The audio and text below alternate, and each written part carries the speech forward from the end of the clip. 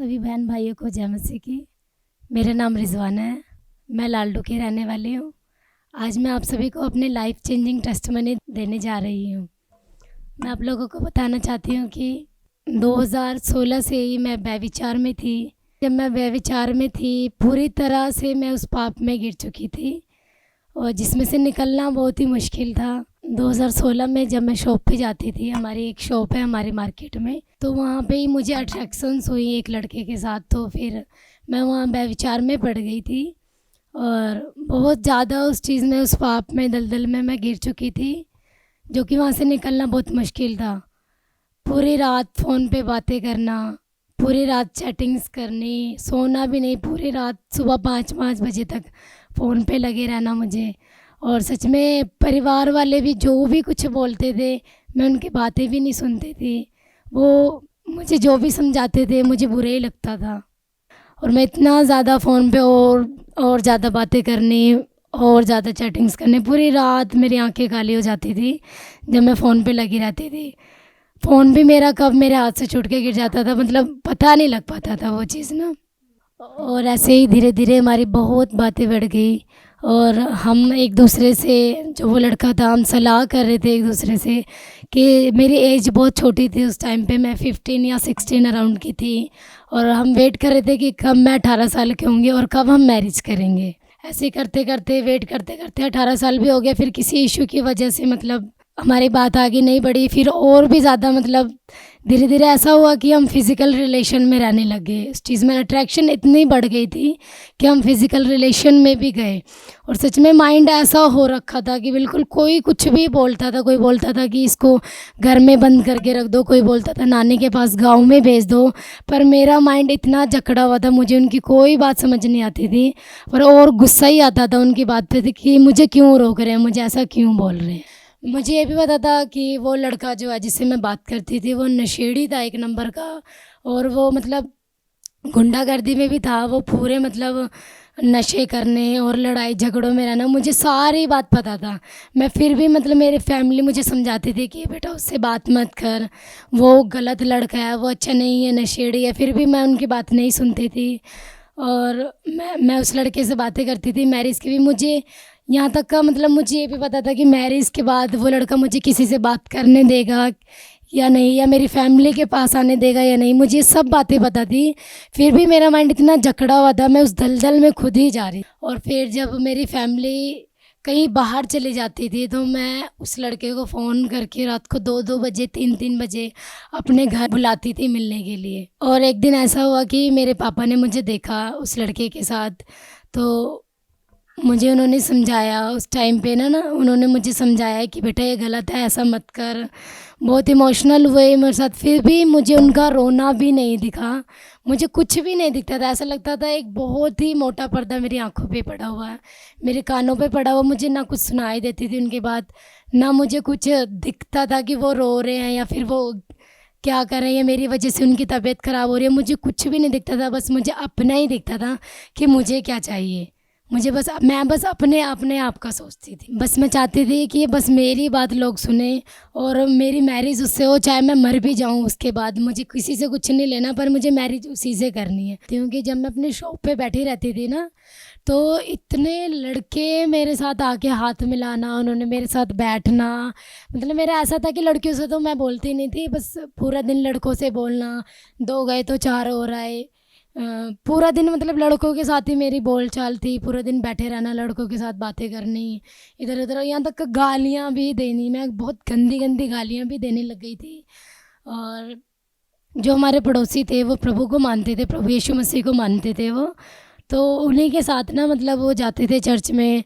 तो जो मेरी मम्मी थी वो उनसे पूछती थी कि तुम कहाँ जाते हो, कि मैं भी चल के देखूँ।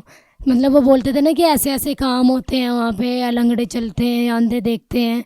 और मेरी मम्मी लगातार 1-2 संडे छोड़ के मतलब उनको जाना ही था, वो जाने ही लगे थे पूरी तरह। तो ऐसा हुआ एक दिन, जिनके साथ मेरी मम चर्च में जाते थे, वो जो भैया थे उन्होंने मुझे एक दिन बहाने से बोला कि कोई बहाना लगाया उन्होंने कि तू वहाँ पे चल देख। लॉकडाउन जैसे ही खुला मैं उनके साथ 2021 में चर्च गई, सुनोली चर्च में। तो वहाँ पे वर्शिप हो रही थी, जो कि वर्शिप हो रही थी मुझे समझ नहीं आ रहा था, फिर भी मेरे पैर कब वहाँ पे जाके मतलब लड़खड़ाने लगे, ऐसे वहाँ पे वर्शिप हो रही थी तो इतना नाचने का मेरा मन कर रहा था, जो कि मैं पहली बार गई थी। मुझे कुछ समझ में ना मुझे वर्शिप समझ आ रही थी, ना वहाँ पे क्या वचन दे रहे हैं, मुझे कुछ नहीं पता था कि ये वचन भी होता है। मैंने कभी जीसस का नाम भी नहीं सुना था, यीशु मसीह का मैंने कभी नाम भी नहीं सुना था, पर मुझे वहाँ पे इतना अच्छा लगा था जाके। 2 महीने बाद 3 महीने बाद मैं वहाँ पे गई और वहाँ पे क्रिसमस सभा थी, तो मैं खुद बोल रही थी अपनी फैमिली को कि मुझे भी देखना है कि क्रिसमस क्या होता है। फिर मैं सिर्फ क्रिसमस देखने चर्च में आई, और चर्च में आई पूरा दिन मतलब वर्शिप की। इतना मेरा माइंड अच्छा लगा मुझे वहाँ पे, इतनी अद्भुत शांति को मैंने महसूस किया वहाँ पे। और मैंने क्या देखा कि वहाँ पे 7 साल की लड़की पहली बार मैंने देखा, जो जन्म से लंगड़ी थी। 7 उसका 3-4 बार शायद ऑपरेशन भी हो गया था, फिर भी वो नाकामयाब थे उस चीज़ में। और जब चर्च वो भी पहली बार आए थे चर्च में, और वो 7 साल की लड़की मेरे सामने से वो चल के जा रही थी, और मैं इतना हैरान हुई उस चीज़ को देख के। मैंने बहुत से मतलब काम देखे थे दुष्ट आत्मा खेलते हुए, पर मैंने ऐसे अद्भुत काम मैंने कभी किसी मज़ार पे कहीं भी मतलब नहीं देखा मैंने। एक दिन ऐसा हुआ कि मैं संडे की मीटिंग में गई, और जो हमारी स्पिरिचुअल मॉम कंचन मित्तल जी हैं, वो वचन दे रहे थे उस दिन, और वो व्यभिचार के ऊपर वचन दे रहे थे। शरीर तुम्हारा नहीं, ये यीशु के मोल लिया है। खराई का जीवन जियो, पवित्रताई का जीवन जियो। मतलब व्यभिचार के ऊपर पूरा टॉपिक उनका उस दिन व्यभिचार के ऊपर था, और मुझे कभी आज से पहले वचन भी समझ नहीं आया था उस दिन से पहले। और उस दिन मुझे ऐसा लगा, मुझे एकदम तीर की तरह वो मेरे अंदर सीने में लग रहा था वो वचन। ऐसा लग रहा था कि मतलब भाग जाए, ऐसे क्या बोल रहे हैं, मतलब मुझे चुभ रहा था वो वचन। बहुत ज़्यादा रियलाइज़ हो रहा था मुझे, क्या सच में मुझे इसलिए चुभ रहा था क्योंकि मैं उस पाप में थी। मुझे इसलिए चुभ रहा था कि मैं उस पाप में थी, और मैं तो सच में ऐसे ही करती हूँ जैसा मम्मा बता रहे हैं, और मैं सच में ऐसी ही थी, है ना। अपने शरीर के साथ गंदा काम करना, गंदा सोचना, गंदी बातें करनी, गालियाँ देना, यही सब मेरी लाइफ में था। और बातें ना माननी, अनाज्ञाकारिता करनी। और सच में वो वचन इतना मेरे मन को लगा, इतना मेरे हार्ट को वो टच किया। और जिस लड़के के साथ मैं बातें करती थी, और जब मैं घर पे वापस आई तो सच में मैंने ना उस लड़के को सुसमाचार किया। मैं खुद नहीं उस टाइम निकली थी, पर मेरे माइंड को वो वचन इतना टच किया था। मैंने उस लड़के को बोला कि वो मुझे कुछ बोल रहा था गलत बात, मैंने उसको बोला, देख मेरे से गलत बात नहीं करनी, है ना, तू भी ये गलत बातें मत कर क्योंकि ये गलत है। मैंने उसको ऐसे बताया, मैंने सुसमाचार बताया। मैंने बोला देखो अब मैं चर्च में जाती हूँ ना, तो वहाँ पे मैंने वचन सुना, और सच में हम गलत करते हैं, ये ठीक नहीं है। मैंने उसको बहुत बोला। 2022 में फरवरी में फुल नाइट मीटिंग हुई थी शुक्रवार को, तो हम वहाँ पे गए थे, मेरी फैमिली गई थी, पूरे फोर्सफुली हम वहाँ पे गए थे। और सच में होली स्पिरिट ने मुझे ऐसा टच किया, ऐसा रिपेंडेंस का हार्ट एक मुझे दिया कि मैं उस दिन इतना रोई, उस रात को इतना रोई उस टाइम पे, कि प्रभु के आत्मा ने मुझे इतना छुआ कि मैं घुटने पे आके, मम्मा बोल रहे थे कि जो घुटने पे आके रिपेंडेंस करना चाहते हैं वो कर सकते हैं। और सच में इतना मैं रोई, इतना प्रभु के आत्मा ने मुझे टच किया वहाँ पे। और सच में मम्मा ने 3-4 बार मेरे ऊपर ले हैंड की उस दिन। और जब मुझे बार बार वो ले हैंड करते थे और मैं बार बार सामर्थ्य टच होती थी और मैं गिर जाती थी। सच में उस दिन मेरी डिलीवरेंस हुई, उस दिन सच में मैं आज़ाद हुई उस दिन। छठ जैसे in the mighty name of Jesus free out, छोड़ free in the name of Jesus.